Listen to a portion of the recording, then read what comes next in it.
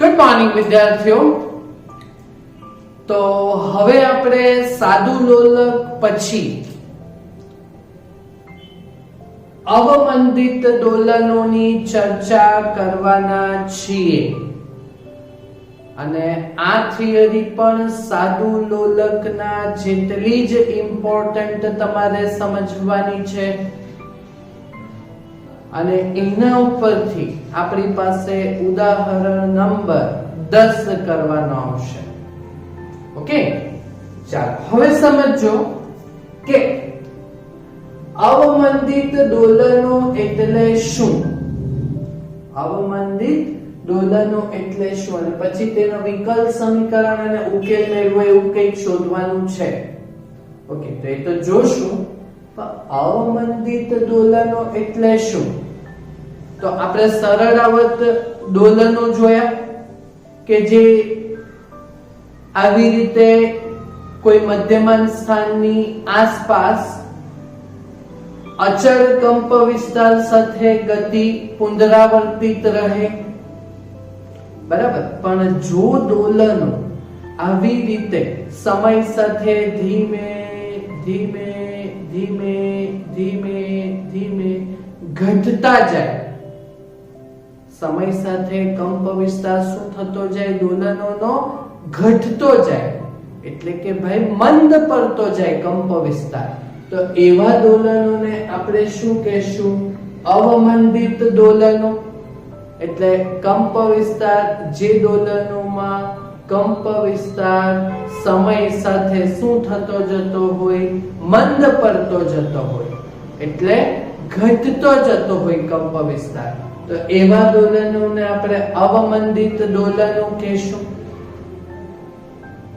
તો એના માટે એક ઉદાહરણ લીધું કે ભાઈ સ્ટેન્ડ ઉપર એક સ્પ્રિંગ આપણે લટકાવી દ્રઢ આધાર પરથી, કે બળ અચળાંક સ્પ્રિંગ અચળાંક વાળી, અને તેના છેડે આપણે m દળ લગાવીને આપણે કોઈ બાહ્ય બળ F લગાવીને જો આપણે છોડી જઈએ, બરાબર, તો બાહ્ય બળ વળીને ખેંચીને મુક્ત કરીએ તો એના ઉપર કયા કયા બળો લાગે?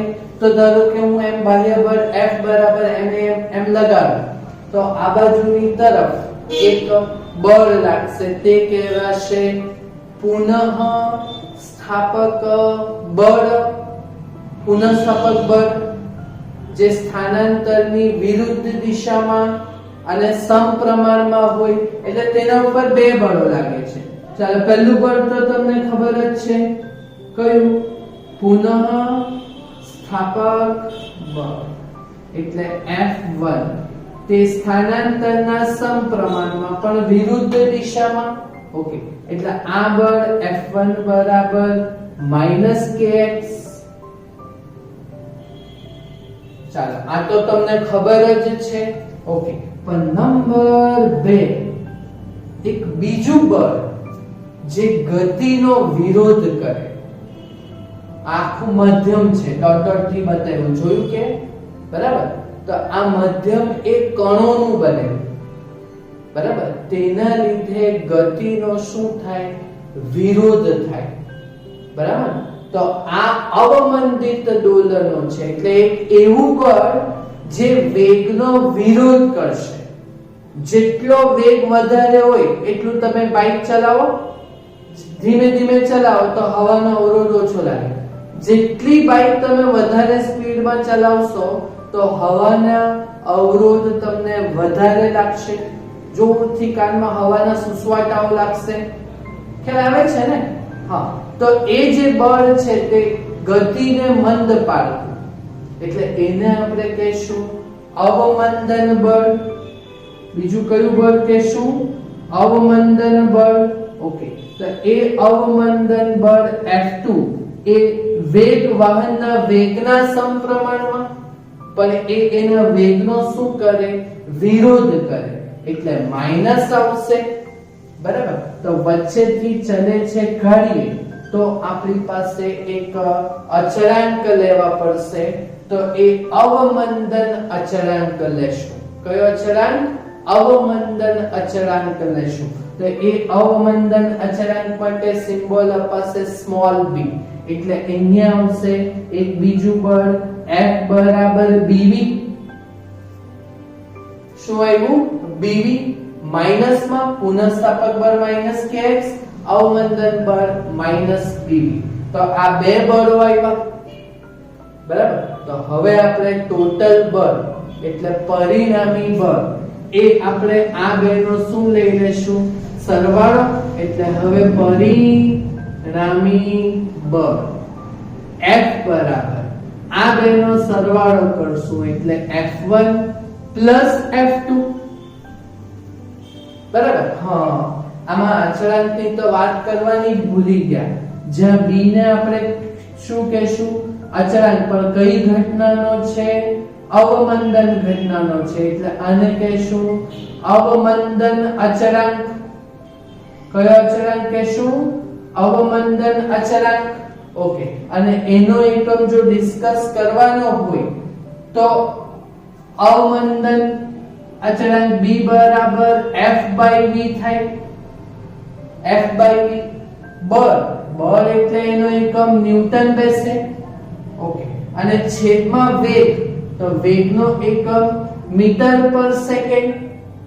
બરાબર. તો બોલજો અહીંયાથી આનો એકમ સેકન્ડ એટલે છેદનો છેદ ઉપર જશે એટલે શું બનશે?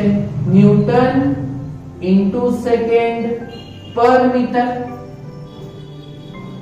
બોલો, સમજ પડી કે? ઓકે.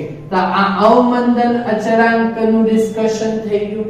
એટલે જો પુનઃસ્થાપક બળ તો આવે જ, બરાબર. તો સાથે સાથે ગતિનો વિરોધ કરતું અવમંદિત બળ, તો એ અહીંનું આ લીધું આપણે. ઓકે. હવે આ બેનો સરવાળો કરી મૂકો. હવે આપણે વિકલ સમીકરણ લાવવાનું ને. ઓકે. તો ન્યૂટનના નિયમનો ઉપયોગ કરો. તો ન્યૂટનના નિયમ પ્રમાણે F બરાબર ma, પુનઃસ્થાપક બળ F બરાબર -kx, બરાબર. અને અવમંદિત બળ, તો એ અવમંદિત બળ F બરાબર -bv થી વહેવા. ઓકે. હવે સવાલ જો વિકલ સમીકરણ લાવવાનું છે. વિકલ એટલે વિકલન વાળું સમીકરણ લાવવાનું છે, બરાબર. તો જો પ્રવેગ એટલે સ્થાનનું બે વાર વિકલન, બધું ભણેલા છે. ત્રીજું ચેપ્ટર, ચોથું ચેપ્ટર, સાતમું ચેપ્ટર. સ્થાનનું વિકલન કરો એટલે dx/dt, તો વેગ v, બરાબર. અને વેગનું વિકલન કરો તો પ્રવેગ, એટલે સ્થાનનું બે વાર વિકલન થાય તો પ્રવેગ મળે. ઓકે. એટલે m, બરાબર. અને પ્રવેગ એટલે સ્થાનનું બે વાર વિકલન, એટલે બે વાર વિકલન એટલે d2x by dt2 એમ લખાય. d dt of x એમ લખતા ને આપણે, તો d dt of x એટલે સ્થાનનું એક વાર વિકલન, તો d2 by dt2 of x, તો બે વાર વિકલન થયું, is equal to -k અને x તો છે જ અહીંયા, બરાબર. ઓકે.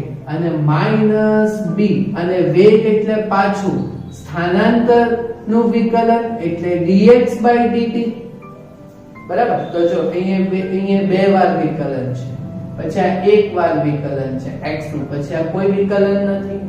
ઓકે. તો એ દ્વિપદી ઘાત પ્રમાણે ax નો વર્ગ વત્તા bx વત્તા c પ્રમાણે આને ગોઠવો. ઓકે. તો ગોઠવીએ તો d2x/dt2 વાળું આ બાજુ જ રાખીએ, પ્લસ આ x વાળું આ બાજુ લાવો એટલે પ્લસ b dx/dt, બરાબર, વત્તા kx, that is equal to 0, બરાબર. ઓકે. અને જો આપણે આ બધામાં પહેલા આગળ m છે કે m, તો ચાલો m સાથે બધા આખા સમીકરણને ભાગી કરો તો શું બનશે? d2x/dt2 વત્તા b/m dx/dt વત્તા k/m x બરાબર શું થશે? 0, બરાબર. તો આ જે સમીકરણ આપણે મેળવ્યું તે જો વિકલન વાળું છે, બે વાર વિકલન છે સ્થાનનું, પછી સ્થાનનું એકવાર વિકલન છે, પછી જોઈ લો સ્થાનનું કોઈ વિકલન નથી, એટલે વર્ગ, એક ઘાત અને પછી અચળાંક. આવું દ્વિપદી ઘાત વાળું સૂત્ર બનેલા ને ax નો વર્ગ વત્તા bx પ્લસ c વર્ગ. ઓકે, તો આ બેઠું આવ્યું. તો જે આપણા પહેલા સવાલનો જવાબ આવ્યો હે ને, તો જે અવમંદિત દોલનો માટે, અવમંદિત દોલનો માટે અને વિકલ સમીકરણ છે. બરાબર ને? આનો જો ઉકેલ આપવાનો હોય તો એ સ્થાનના બધા આયરા વિકલ સમીકરણ છે. બરાબર, તો જેનો ઉકેલ જો આપણે આપવાનો હોય, બરાબર, તો જેનો ઉકેલ જો આપણે આપવાનો હોય તો એ આપણું જે સ્થાનનું સૂત્ર છે તે જ સ્થાનનું સૂત્ર આપણી પાસે શું છે? ચેપ્ટરમાં પહેલા દિવસે સરળ આવર્ત ગતિ માટે સ્થાનાંતરનું સૂત્ર શું છે? તો x બરાબર a, પછી cos, પછી ઓમેગા t પ્લસ phi. આ છે આપણી પાસે સ્થાનાંતરનું સૂત્ર. તો એ આવ્યું આ જ આવવાનું સ્થાનનું, આ વિકલ સમીકરણનો ઉકેલ આ જ આવે. ઓકે, પણ આમાં જો આ જે કંપ વિસ્તાર છે તે અચળ નથી રહેતો, એટલે સમય સાથે બદલાય ને.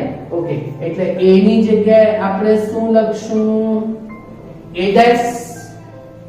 ઓકે, cos વિધેય.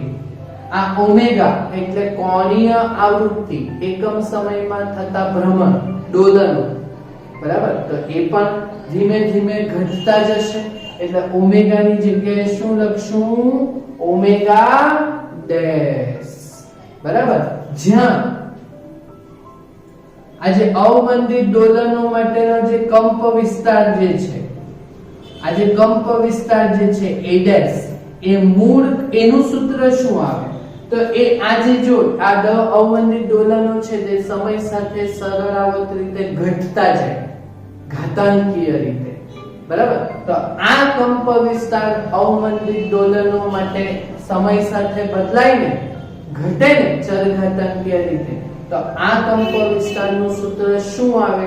તો a' બરાબર પહેલા મૂળ કંપ વિસ્તાર, એટલે a અને ચરઘાતાંકીય રીતે ઘટે, એટલે e⁻bt/2m. બરાબર, તો આ સૂત્ર યાદ રાખવા પડશે તમારે કે અવમંદિત દોલનો માટે જે કંપ વિસ્તાર ઘટતો નહીં ને ચરઘાતાંકીય રીતે, તો એ કયા સૂત્ર પ્રમાણે કંપ વિસ્તાર બદલાય? તો a' બરાબર a મૂળ કંપ વિસ્તાર અને ચરઘાતાંકીય રીતે ઘટે, એટલે e⁻bt/2m. ઓકે, અને કોણીય આવૃત્તિ બી જે છે તે ઓમેગા ડેશ, તો એ ઓમેગા ડેશ, તો એ ઓમેગા મૂળ આવૃત્તિ ઓમેગા બરાબર √k/m, તો એ k/m તો આવવાનું જ, પણ એ પાછું સમય સાથે ઘટે, એટલે માઈનસમાં સમય સાથે અહીંયા કોણ ગુણાયેલું છે? t સાથે b/2m ગુણાયેલું છે. ઓકે, તો એ b/2m આખાનો વર્ગ એ આની સાથે બાદબાકીમાં આવશે. ઓકે, આ યાદ રહી તો લખજો, નહીં યાદ રહી તો કઈ નહીં, કંપ વિસ્તાર તો લખવાનો જ છે, કે જે એક દાખલો છે તે આને જ આધારિત છે. બોલો, સમજ પડી કે આ સૂત્ર યાદ રહેશે? આનું વિકલન તે આપણું સ્થાનાંતરનું સૂત્ર જ છે. આ સ્થાનાંતરનું વિકલ સમીકરણ છે ને, હને? તો એનો ઉકેલ તો આપણું જે સ્થાનાંતરનું સૂત્ર છે તે જ. કંપ વિસ્તાર અને કોણીય આવૃત્તિ બદલાય, તો કંપ વિસ્તાર a' એ મૂળ કંપ વિસ્તારના ચરઘાતાંકી. આ સૂત્ર યાદ રાખજો જ. આ ઓમેગા ડેશ બરાબર ની લખો તો ચાલો ભાઈ ચલાવી લીધી, પણ આ તો લખવાનું જો છે કે લાલ ડબ્બામાં. બરાબર, તમારે આનું જો તરંગ વિધેય બતાવવાનું હોય તો જો કંપ વિસ્તાર અચળ રહેતો હોતે તો આવી રીતે કન્ટિન્યુઅસ દોલન થયા કરતે. બરાબર, પણ અહીંયા કંપ વિસ્તાર અચળ રહેતો નથી, એ સમય સાથે ધીમે ધીમે શું થતો છે? ઘટતો છે એટલે કંપ વિસ્તાર એમ આવી રીતે એમ ધીમે ધીમે એમ પછી શૂન્ય થઈ જાય, બરાબર. તો એ આવી આપણે આકૃતિ બતાવવાની હોય, ઓકે, તો આપણે આવી રીતે બતાવી શકીએ. તો આ મધ્યમાન સ્થાન 0, બરાબર, ઓકે. અને મારે અહીંયા કંપ વિસ્તાર વાળું બતાવવાનું છે, તો કંપ વિસ્તાર પહેલા મોટો, પછી ધીમે ધીમે ધીમે ધીમે આ તરંગ તમારે શું કરતું જવાનું, એમ નાનું કરતું જવાનું. બોલો આવડશે કે આવું? ઓકે. તો જો આમાં પહેલા કંપ વિસ્તાર આટલો હતો, પછી આટલો હતો, પછી આટલો હતો. જો કંપ વિસ્તાર ઘટતો છે કે ચલ ઘાતાંકીય રીતે, બરાબર, ઓકે. તો એનો આલેખ બતાવો ને તો લસરપટ્ટીની જેમ એમ બતાવી દેવાનું, બરાબર. એ ટાઈડવા નીચે બી બતાવી દેવાનું. બોલો સમજ પડી? તો આ જે કંપ વિસ્તાર છે કોઈ પણ સમય માટે, બરાબર, આ સમય સાથે ઘટતો છે ને એટલે t. તો આ જે કંપ વિસ્તાર જે છે તે a ડેશ, તે એ આપણું a into e raised to minus bt by twice n પ્રમાણે ઘટતો જતો છે તેમ આપણે બતાવવાનું. ક્લિયર? ઓકે. બીજું એક આપણે નોંધ સમજી લો. શું સમજી લો? નોંધ. કે આમાં એક બીજી વાતની જો ચર્ચા કરીએ તો એમ તો આપણી કુલ ઉર્જા, યાંત્રિક ઉર્જા એ તો આપણી અચળ જ રહે. તો એ જે આપણે થિયરી જોઈ તો એ કુલ ઉર્જા એટલે યાંત્રિક ઉર્જા E બરાબર 1/2 k a2. જો અહીંયા સુધીની થિયરી કરવાની છે તમારે, જે આપણી 4 માર્ક્સની થિયરી છે ને અહીંયા સુધીની થશે આલેખ સાથે, બરાબર, ઓકે. હવે બીજી જે નોંધ છે તે સમજો કે કુલ ઉર્જાનું આપણે સૂત્ર જોઈ લો તો જે હંમેશા અચળ રહે 1/2 k a2 પ્રમાણે, બરાબર. પણ આ જ કુલ ઉર્જા જો આપણે અવમંદિત દોલનો માટે જોવાની, કયા દોલનો માટે? અવમંદિત દોલનો માટે જો જોવાની હોય તો અવમંદિત દોલનો માટે આ ઉર્જા, બરાબર, તો એ E ડેશ બરાબર મૂળ ઉર્જા, હા, એટલે E ડેશ બરાબર સૂત્ર 1/2 k તો આપણો અચળ છે, તો કંપ વિસ્તાર a2 ની જગ્યાએ a ડેશ નો વર્ગ થશે, બરાબર. ચાલો એટલે હવે વેલ્યુ મૂકો આપણે 1/2 k. ચાલો a ડેશ ની વેલ્યુ મૂકો એટલે a into e raised to minus bt by twice n આખાનો વર્ગ, બરાબર. ચાલો વેલ્યુ મૂકીએ, ઓકે. તો વેલ્યુ મૂકીએ તો અહીંયા શું થશે? 1/2 k. હવે આ આખું વેલ્યુ મૂકો એટલે આ કૌંસનું સાદું રૂપ આપો. ચાલો સાદું રૂપ આપો તો પહેલા કંપ વિસ્તારનો વર્ગ એટલે 1/2 k a2 e ડેશ બરાબર, ઓકે. અને e raised to minus bt by twice n આખાનો વર્ગ, એટલે જે વર્ગ છે તે આપણા ઘાતાંક સાથે ગુણાશે, એટલે minus bt by twice n સાથે જો 2 ગુણાય તો 2 છેદમાં છે તે 2 ઉડી જશે, ઓકે. તો આ સૂત્ર e raised to શું આવશે? minus bt by twice n ની જગ્યાએ m, બરાબર. એટલે E ડેશ